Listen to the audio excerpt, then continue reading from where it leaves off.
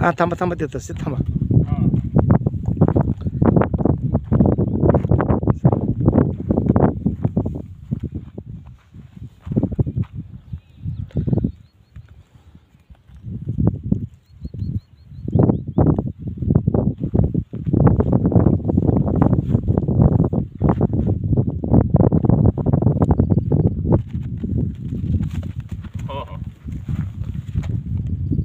नमस्कार हो. नमस्कार. आपलं नाव काय? सुरेश यमगर.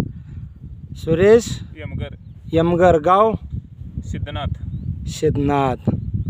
मग आता हे मेंढ्या किती आहेत तुमच्या? मेंढ्या आमच्या थोड्या देऊ. तरी किती आहेत? हे 5-6 आहेत. 5-6 आहेत द्या. आणि शेळ्या? शेळ्या एक 7-8 आहेत. 7-8 आहेत द्या. मग मेंढ्या किती दिवस झाले तुम्ही राखताय? मेंढ्या काय आहे? हां किती दिवस झाले राखतायत? मग किती वर्ष झाले राखायला तरी? मेंढ्या काय घरमध्ये आहे त्या 7-8-10 वर्षापासून आहे तेच. मग हे तुमचे लागतं कोण बारकी पोरं येते ते. नाही वडिलापासून मेंढ्या आहेत का तुम्ही आता स्वतः तयार केले का? वडिलापासून स्वतः तयार केल्या. स्वतःच. बरं वडिलापासून. काय नाव म्हटलं आपलं? सुरेश यमगर.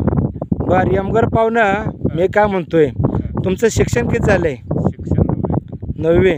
मग त्यानंतर शाळा शिकावं अशी काय झालं काय? परिस्थिती नडली आहे. परिस्थिती नाही. बरं मग तुमच्या खांडामध्ये ही मेंढी आहे, हे मेंढीचा वाण कुठला हो?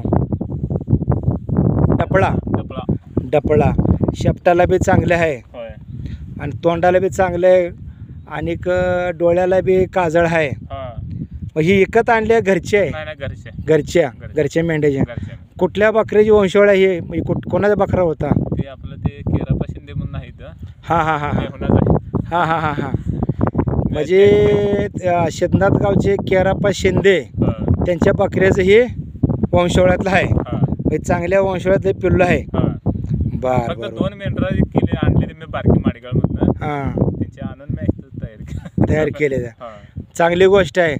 मग यमगर पाहुणं मोठ्या जनावरात फायदा आहे का बारक्या जनावरात फायदा आहे? बारक्या जनावरात फायदा आहे.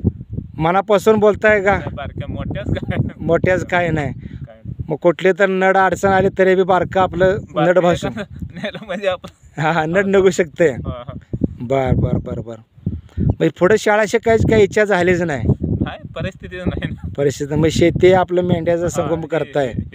मग देवा धर्मात सुद्धा मेंढ्या राखले ते म्हणल्यावर आपण राखायला काय अडचण नाही. थोडक्यात आपल्या या सिद्धनाथ गावचे केराप्पा पाहुण्यानं आपल्या चॅनलला थोडक्यात माहिती दिल्याबद्दल नमस्कार, धन्यवाद.